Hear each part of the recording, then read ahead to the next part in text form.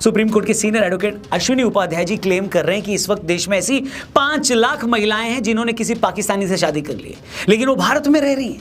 उनका ये कहना है कि ऐसी महिलाओं को औसतन एवरेज 5 बच्चे हैं, मतलब 25 लाख ऐसे बच्चे हैं जिनके पिता पाकिस्तानी हैं और इनमें से बहुत सारे बच्चों के साथ वो भारत में भी रह रहे हैं। ये अपने आप में कितना खतरनाक है, सोच कर देखिए। जो महिलाएं भारत में हैं जिन्होंने पाकिस्तानियों से निकाह किया है, उसमें किसी के 8 बच्चे, किसी के 9 बच्चे, किसी के 6 बच्चे, 5 से कम तो मिल ही नहीं रहे। 10-12 बच्चे वाले भी परिवार मिल रहे।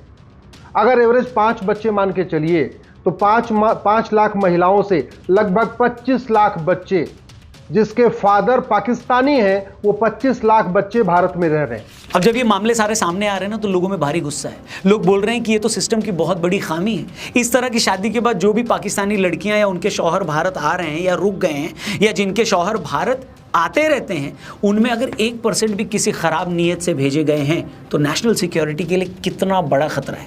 क्योंकि दुनिया भर में जहां भी खुफिया एजेंसीज अपने एजेंट अपने दुश्मन देशों में भेजती हैं, वहां जाकर वो एजेंट तो लोकल लोगों से शादी तक कर लेते हैं, उन देशों में जाकर वो नौकरियां करते हैं, उनके बच्चे भी हो जाते हैं। हमारे केस में फ़र्क ये है कि भारत आकर किसी पाकिस्तानी एजेंट को शादी करनी हो तो उसके लिए तो उसे कोई एफर्ट भी नहीं करना है। लेकिन जो भी शख्स इस तरह से भारत में आ रहा है, उसका मोटिव क्या है, उसे किसने भेजा है, ये कैसे पता लगा जा सकता है। और फिर वो शख्स अगर भारत में रुक रहा है और देश भर में घूम रहा है तो ये तो और बड़ा थ्रेट है।